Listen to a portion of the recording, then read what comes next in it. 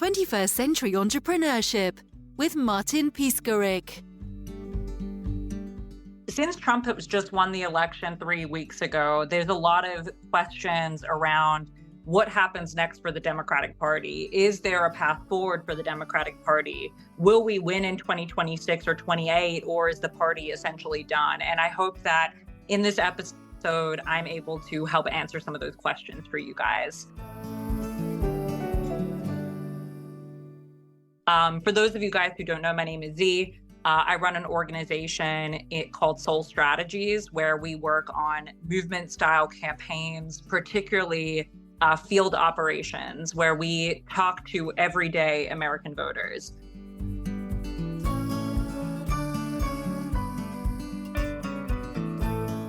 That's a big part of our strategy, is that we understand that advertising and mail and doing all of these things are just a very impersonal touch to be able to have real conversations with American voters about what issues they care about. And so our organization has done a lot of that groundwork to be able to get into these rural communities and really talk about what the issues are and hopefully get them to vote for our candidates. That's really our goal.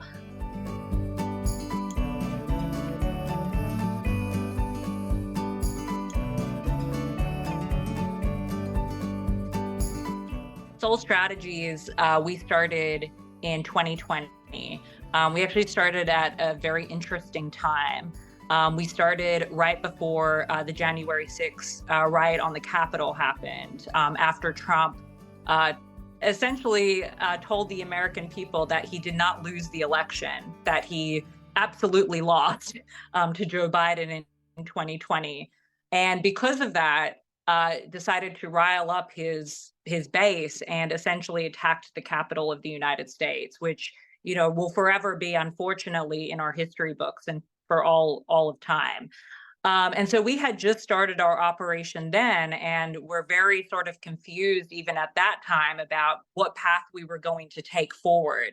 And we were very hopeful that that attack on the Capitol, particularly Trump's callousness towards his vice president, asking people to literally kill the vice president, was going to hopefully be the end of Trump and the end of MAGA as we see it. And for those of you who don't know what MAGA is, it's Make America Great Again, which is what we refer to Trump supporters as MAGA supporters. So we were hopeful that at that time that would be the end. But unfortunately, it was not the end. In fact, it was really the beginning.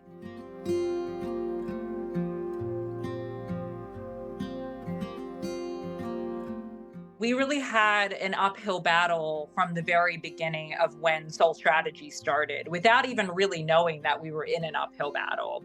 And so, you know, a big part of that was that we decided at that point that it would be really important for us to have a model and democratic messaging that resonated more with voters, so that we would never have to be in a situation again where we had an election as close as the Joe Biden-Trump election. We never wanted that to be the case.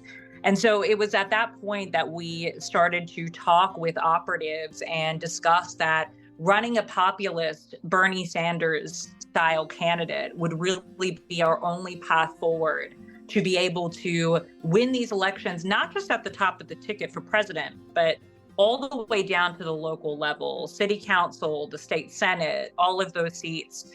We needed to have stronger democratic messaging. But unfortunately, the establishment elite decided to run not just the same type of campaign again as they did with Biden, but effectively a worse campaign with a candidate like Kamala Harris, who did not have the name recognition that Biden had, which ended up to being where we are today. So this is sort of where we're at.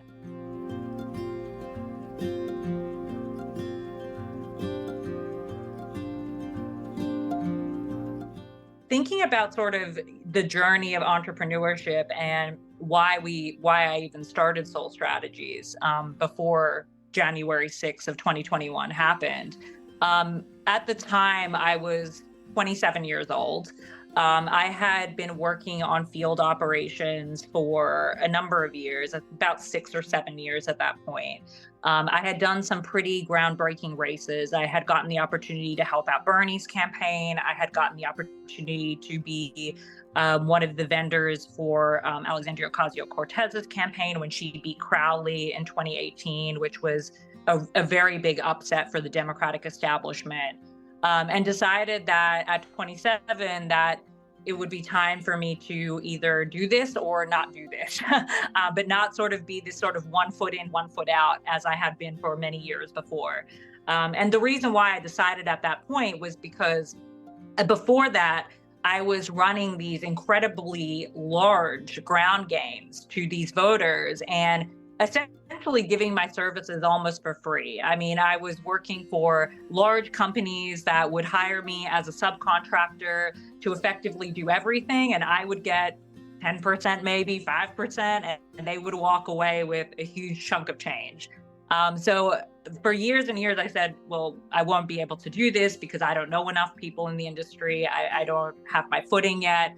But I realized that the people I was giving all that money to were not very smart people. And if they could do it, then I could probably do it. So I took a chance. I really did take a chance. And at that time, I was 27, I was young. I did not have any money at all. My day job, I was working for the labor unions. So I was sort of jumping from labor union to labor union. At the time, I was working for the nurses union in Oregon during COVID, which was a whole other thing.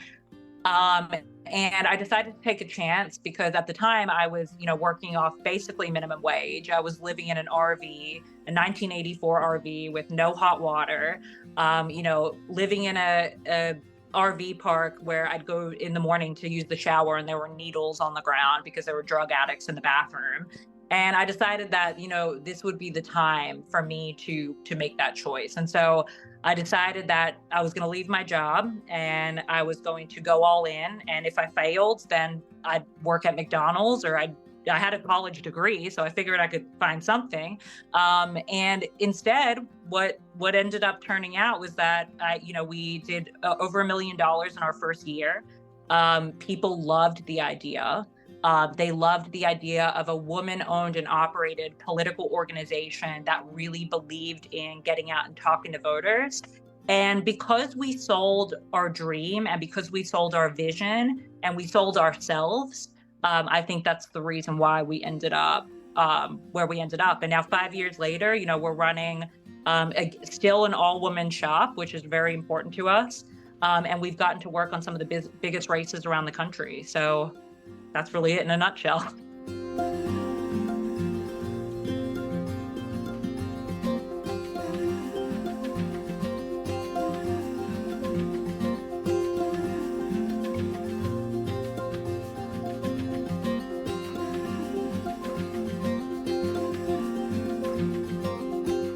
So I decided to take a chance at the end of 2020. And I think the reason why I decided to do that was, one, obviously because of my living situation and where it was at, but also because, I knew that even if I didn't have the clients yet, even if I didn't have necessarily the tools yet to be able to do it, I knew that I could figure it out by looking towards other people. So, but also at the same time, wanting to build a model that was sustainable was really important. So the first thing that I did when I decided if I was even going to take the leap of faith or not, was that, is it possible to get clients? And so every night I'd come home from work at 5 o'clock, 5:30, and I would sit on my computer for 4 or 5 hours and I would just message candidates that were running for office. I'd just say, hi, my name is Zee. I found your Facebook page. I found your Instagram. I found your email. I love the race that you're running. I'd show them that I read their website. And after a while, I decided at the beginning I would do 50 messages every single night for Monday through Sunday, every day. And I would just see what came of it. Could I set up sales calls? Could I close them on sales calls? And what ended up happening was that I reached out And about 50% of the people that I was messaging would message me back within 24 hours. So I knew just off of that alone that I could I sell them? I didn't know, but could I get them on the phone? I could. So that was where I decided that, I knew that I had the ability because I wasn't really selling them. I wasn't really selling them anything at all. They already know that they needed it. They needed the support. They needed the team. So I didn't really have to sell them. All I had to show them was that we were the people that they needed to work with, no matter what the price tag looked like, no matter because they ultimately they wanted to win. And it was when I realized that moment, and I'm really lucky that I realized this early because I think a lot of entrepreneurs don't realize this soon enough, is that you're not selling anything really. You're not selling your product, right? In fact, sometimes I would get off the sales call and I would be like, shit, I didn't even tell them what I'm offering them because ultimately they had already decided they wanted to work with me because I was selling them myself and I was selling them my team. And that's all that mattered. So my biggest piece of advice before you decide to take the leap is that, or even after you take the leap, even if you've already taken the leap, is that always think back to if you're not closing somebody, what are you ultimately selling them? What is their pain point? That is so important, is to figure out what their pain point is, speak to their pain point, and remember that you're not selling your services, you're selling yourself.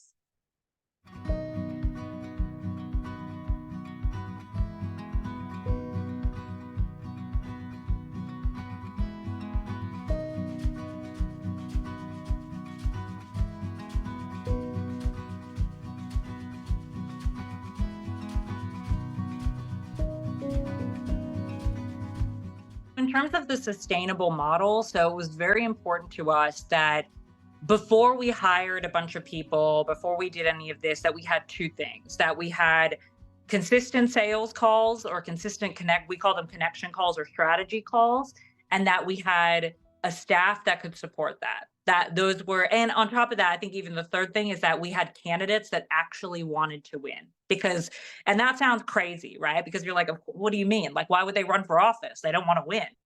You'd be surprised. There are a lot of people that we get on the phone with that, they're running for all sorts of reasons. Maybe they're running because, their boss is in the race and they want to prove something to their boss, or maybe they're running because they feel like they want more self-importance and they're not getting that at home. I mean, there's a million reasons why somebody runs. Maybe they're starting a law firm and they want to promote their law firm. That one's a big one that happens.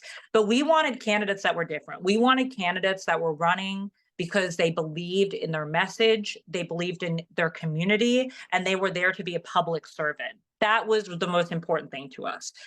So not every sales call that we set up or strategy call that we set up contained a person that would fit that model. And so we also did a lot of telling people no when they weren't a good fit for us, which I think is very important in business in general.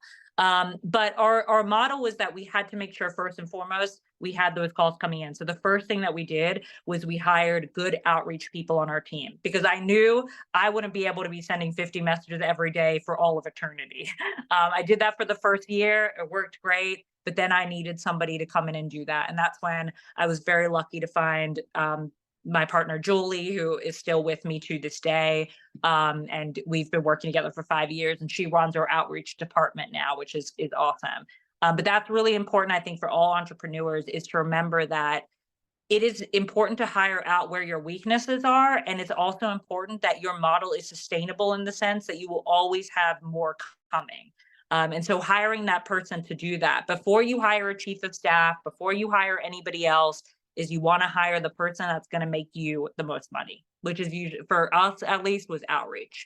And then also when it came to staffing, obviously we needed the staff to support our model. We needed the canvassers, we needed the campaign managers, we needed all those people. And so we invested a lot of money and a lot of time in finding the right staff. We did not hire quickly. We fired quickly and we hired slowly, which we think is very important. And we looked for people that not only had the experience, but people that had the attitude that we were looking for. In fact, the attitude was more important to us than what they did in the past, because we knew that to create good operatives was part of our mission. And so if we were only going to hire people with Hill experience or people that have run presidential campaigns, we wouldn't be fulfilling our mission as an organization. And so making sure that we were finding good people that came from very different walks of life. I mean, some people that started working for us had never run a campaign in their lives and are today, some of the best operatives in the business. So that was very important to us. And I think that we did that very well. And we continue to do that because we're always hiring new women.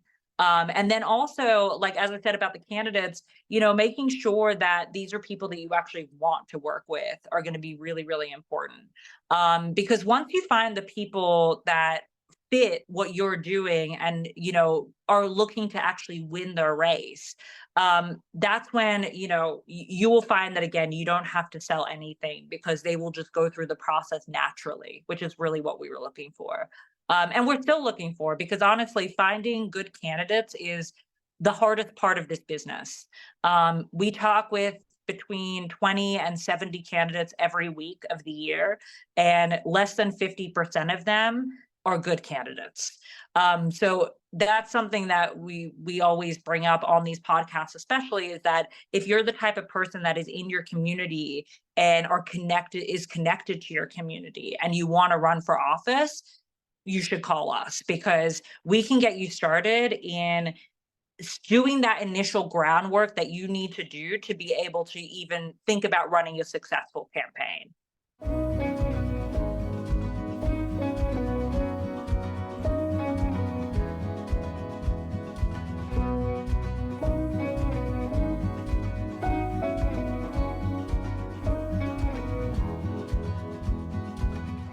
We have to identify good candidates and we have to identify good operatives. And to do that, it doesn't mean that we can sit back and just collect resumes. Unfortunately, I wish it was that easy, but it's just not that easy. So a big part of what we do is we offer a lot of free education, and the podcast that I do is a big part of that. But also I do a lot of work on TikTok. I'm on TikTok every day. I'm on there searching for new candidates. That's a big part of our strategy, is putting that effort in to making sure that people know that we exist so that they can come to us, but then also we can reach out to them. I've met a lot of people just on TikTok that have DM'd me and said, hey, I live in rural Minnesota. I live in rural Arkansas, and I don't even know how to get involved with my party, but I want to. I'm upset about what happened, and I don't want to sit back anymore, and I don't know where to even begin to look, right? And I love those messages, because those are the people that we say, this is your step guide. This is what you got to do first. Maybe you're in rural Arkansas. You might not even have a party. There might not even be a Democratic Party there, right? And so those people too deserve to know that there is opportunity for them to be a big part of setting up that party infrastructure, or maybe running for a city council seat or something like that. So I really encourage people to reach out, especially if you're in rural communities, because we can help you. But then also, I think it's important for people to understand that what happened in this past election didn't happen just because more people like Trump. That's not, that's a really, you can think that based on the numbers, but from somebody that has worked on both the inside of the party and on the outside of the party, because I've worked with people like AOC who challenged the establishment, right? I've worked with people like Bernie who have challenged the establishment. But I've also, in the same breath, I can tell you, I've worked with people like Dan Goldman, who is one of the most conservative people in the House for the Democrats. People like Pat Ryan, more conservative, right? So I do think it's important to note that, in saying that, I think that I can give you a pretty good perspective on why we're in this MAGA world, Trump world that we're in now. And it's really, it's a very complicated issue, but ultimately the establishment elite of the party, who have been in charge for far too long, and which, by the way, is very wide reaching. There are a lot of people. This doesn't just come down to blaming 2 or 3 people. It's not that simple. It comes down to blaming an entire ecosystem, infrastructure that they've set up before even Obama got elected, honestly. I mean, we're dating back, 30, 40, 50 years that this has been happening, right? It's not just happened the last five. And because of this establishment infrastructure of, honestly, laziness is really the only word I could use, to be frank, is that we have a group of consultants or a group of operatives, honestly, that have always learned that whether they get somebody elected or not doesn't really matter to their job, doesn't really matter to their position, because they will continue to get funding from very wealthy people forever, essentially, right? Now that's coming into question now. And the reason it's coming into question now is because for so many years, they just lost elections. And some of them they won. They won Obama, they won some of their elections, but they continue to lose elections. And there isn't any, there's no consequence because the donors continue to donate. Well, this time around, it changed a little bit because they saw Joe Biden in that debate and they said, yeah, actually, we're not going to donate anymore because this guy's not going to win. So you guys are going to have to change something. And the disappointing part of that is that it took Joe Biden honestly embarrassing himself and embarrassing the party in that debate for them to make that decision. And it wasn't even that moment that made that decision because, in fact, if you listen to Pod Save America, Kamala Harris's senior staff was on an hour-and-a-half long episode, which I encourage people to go watch, where they even admitted that after that debate, after that disastrous, awful debate, they continued to push Biden to keep him in the race. And that is something I have no explanation for. I can't even begin to explain why they would do that. And so honestly, thank God for the donors who said, actually, we're not doing this anymore, because that forced their hand to say, okay, well, now the problem is that they only had 100 days left at that point, once Kamala actually started her campaign. So unfortunately, there was already that we only have 100 days to beat Trump. And also the donors are not super happy with where we're going. And so I think that this is a good moment because again, there's been very little accountability. If you listen to that Pod Save America podcast episode where they have her staff on, you will too see that they were pretty much like, hey, we kind of knew going in that we weren't going to win this. And that is a big problem for our party for going forward, and how we change the way that we look at democratic messaging if you can't even admit that what you did was wrong.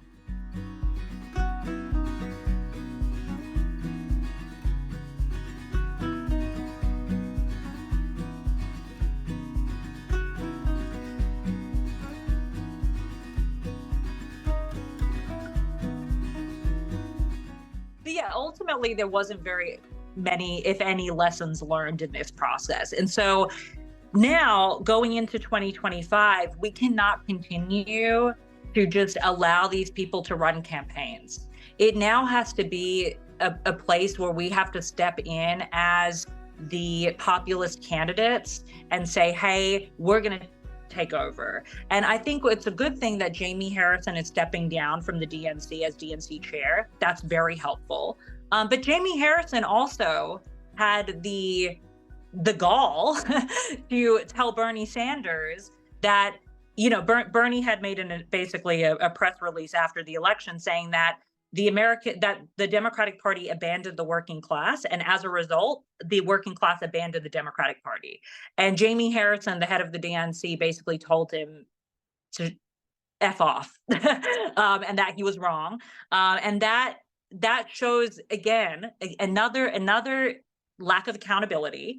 And so I think it's really good that he's stepping down, because I would have no issue, and I don't think any of us would have any issue with Kamala Harris's staff, with Jen O'Malley, with all these people saying, hey, we screwed up. We screwed up, and we know where we screwed up, and we learned. And because of that, we're going to run a AOC, or we're going to run a Bernie Sanders, and we're going to do something different. I think that's fine. Everybody screws up, and they're people. All of us are just people, right? But it's when you get up there and you defend your actions, when you say things like, well, we couldn't find the voters, right? Like, is absurd. It's absurd. And so I think that now is more important than ever that we get up and obviously Bernie's not going to run again. He's too old, but there are other people out there, AOC, like I've mentioned, Jasmine Crockett, Rashida Tlaib, a lot of these people, Ayanna Pressley, who would be fantastic and great candidates. And if we could show them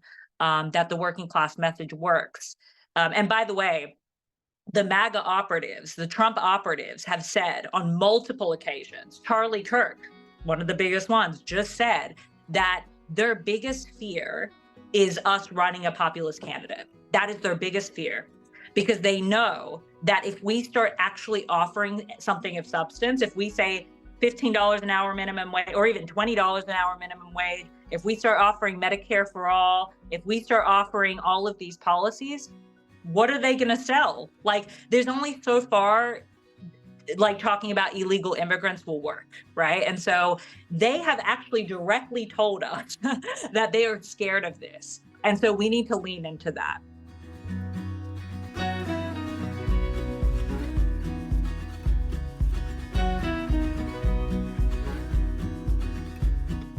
This is the perfect time, because we have this sort of crumbling of the establishment in a way, and we have sort of an open door at this moment in time. Now is the perfect time to get involved. So if you have ever even thought about running, or maybe not even just running, but maybe you've thought about what you can do to volunteer in your community. There are things that we can do to hook you up with the right people so that you're on the right path.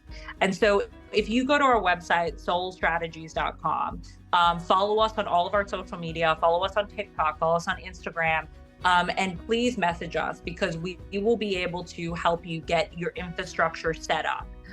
So if you've never run for office before, we're going to help you start getting your fundraising infrastructure set up. If you're a seasoned incumbent, maybe you've done this a bunch of times, but you're looking to better connect with your community, we're able to help you do that. We have year-round programs where we go out, we talk to voters. But really messaging us is the great first step, because we'll be able to determine where you are and where you need to go.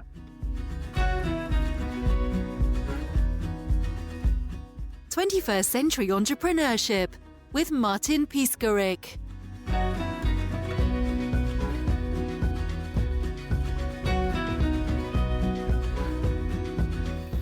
Imagine a space where triumphs, trials, and tales of entrepreneurship come alive. Welcome to the 21st Century Entrepreneurship Podcast, a gold awarded journey hosted by Martin Piskarik, connecting with listeners in 95 countries and ranking in the top 0.5% of all podcasts. Join our exclusive community, elevate your perspective, and embark on the path to success.